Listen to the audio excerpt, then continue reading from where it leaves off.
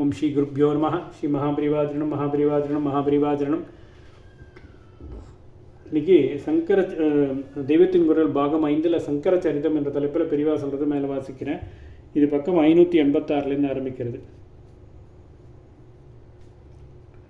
பிள்ளை ஓடுவதை பார்த்து வியாசாச்சாரியர் அவரை தடுத்து பிடித்து அழைத்து வருவதற்காக பின்னாலேயே ஓடினார்.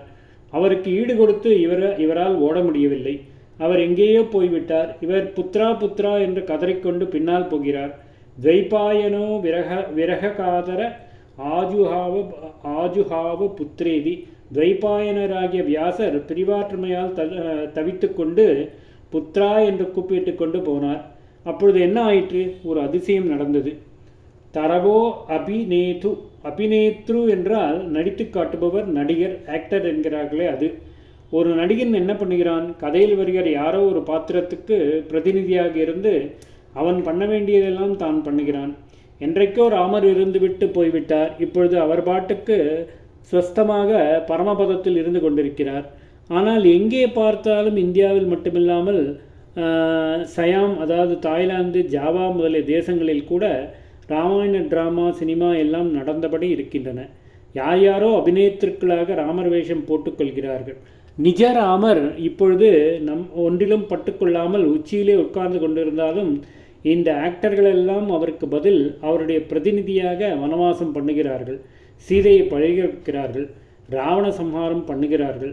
டிராமாவிலோ தசரதரோ விஸ்வாமித்திரரோ அல்லது ராவணனோ ராமா என்று கூப்பிடுகிற போதெல்லாம் நிஜராமர் ஏன் என்று கேட்பதில்லை.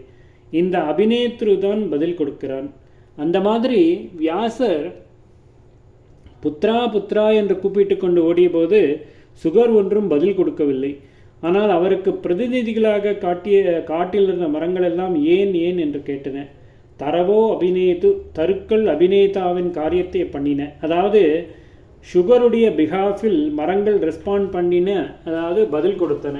அவரை கூப்பிட்டால் இவை ஏன் பதில் கொடுக்க வேண்டும் என்றால் அவர் யார்?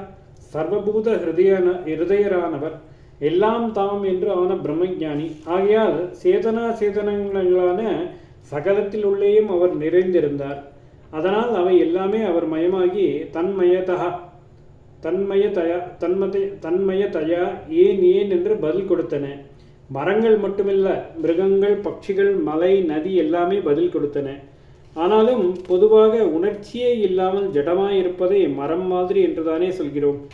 உணர்ச்சி போய்விட்டால் மரத்து போயிடுத்து என்றுதானே சொல்கிறோம். அதனால் மரங்களே சுகருக்காக பதில் கொடுத்தனவென்றால் அத்தனை ஜீவ ஜட பிரபஞ்சமும் அவருக்கு பிரதிநிதியாக பிரதிவச்சனம் பேசின என்று அழுத்தமாக காட்டியதாகும் என்றே தரவோ அபிநேது என்று பாகவத புராணத்தை பிரவச்சனம் செய்த சூத பௌராணிகர் போட்டிருக்கிறார். ஸ்லோகம் இவ்வளவு சொன்னதோடு நின்று விடுகிறது. விருட்சங்கள், மிருகங்கள் முதலியன சுகராக பதில் கொடுத்த பிறகு வியாசருக்கு என்ன ஆயிற்று என்று அதில் இல்லை. ஆனால் நாம் ஊகித்து விடலாம். சுகர் என்று ஒரு சரீரத்தில் இருக்கிற மாதிரி இருந்தவர் பட்டுக்கொள்ளாமல் பட்ட கட்டை போல ஞானியாகி அவர் பாட்டுக்கு பதில் சொல்லாமல் போய்விட்டார். எத்தனை ஞானியானாலும் அவருடைய ஹிருதயத்தில் ஈஸ்வரன் பிரேமையை சுரக்காமல் விடமாட்டான். அதனால் சர்வபூத ஹிருதயரான அவர் தம்முடைய மற்ற சரீரங்களைப் போன்ற மரம், மட்டை ஆகியவற்றின் மூலம் அழுகின்ற அப்பாவுக்கு ஆறுதலாக பதில் கொடுக்க பண்ணிவிட்டான். இப்படி அந்த ஒரு வியக்தி விரக்தியுடன் பேசாமல் ஓடிக்கொண்டுள்ள போது பாக்கி அத்தனை வஸ்துக்களும் பிரேமையுடன் பதில் சொன்னதிலேயே வியாசருக்கும் ஆறுதல் ஏற்பட்டது மட்டுமில்லாமல் ஆத்ம ஞானமும் ஆழமாக வேரூன்றி இருக்க வேண்டும். ஒரு ரூபத்தில் மாத்திரம் பிள்ளை இருக்கிறதென்றால் அதை போக விடப்படாது என்று பிடித்து வைத்து கொள்ள தோன்றும். அத்தனை ரூபத்திலும் இருக்கிறது என்றால் அது எப்படி பிரிந்து போகும்? இவர் எங்கே இருந்தாலும் அங்கேயும் தானே பிள்ளை இருப்பதாகும். அதனால் அதற்காக அழவேண்டியதே இல்லைதானே. வியாசரும் சாமானியப்பட்டவர் இல்லையே. ஆகையால் பிரிய முடியாததாக எங்கும் நிறைந்திருப்பதாக ஒன்றை தெரிந்து கொள்ளும் போது அதை ஒரு ஊகமாகவோ புத்திவாதமாகவோ மட்டும் தெரிந்து கொள்ளாமல் அனுபவித்தே அறிந்திருப்பார்.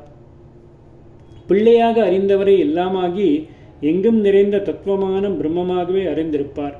எல்லாமுமாகி எங்கேயும் நிறைந்திருப்பதென்றால் அப்பொழுது தாமுமாகி தமக்குள்ளேயும் அதுதான் நிறைந்திருக்கிறது என்று கண்டு கொண்டிருப்பார். அதாவது ஆத்ம ஞானத்தின் ஆழமாக வேரூன்றி இருப்பார். கொஞ்சம் கூட அன்போ அனுதாபமோ இல்லாத மாதிரி ஒரு ரூபத்தில் இருந்து கொண்டு தகப்பனாரை பிரிந்து சென்று கதற கதற அடிக்கும்போதே சகல ரூபங்களிலும் இருந்து கொண்டு அவருடைய பாசபந்தத்தை போக்கி அவருடைய ஞானம் ஸ்திரமாக வலுப்படுவதற்கு பெரிய உபகாரத்தை சுகர் செய்திருக்கிறார். அப்படிப்பட்டவரிடம் உபதேசம் பெற்ற சிஷ்யர் கௌடபாதர். அவருடைய கதையை பார்க்கலாம். அவருடைய கதைக்கு முன் அவருடைய குருவின் கதையை கொஞ்சம் சொல்ல வேண்டும். அதோடு ஒட்டி போட்டுக்கொண்டுதான் இவர் கதை வரும். ஓம் ஸ்ரீ குருப்யோ நமஹ. ஸ்ரீ மகாபரிவாஜனம் மகாபரிவாஜனம் மகாபரிவாஜனம்.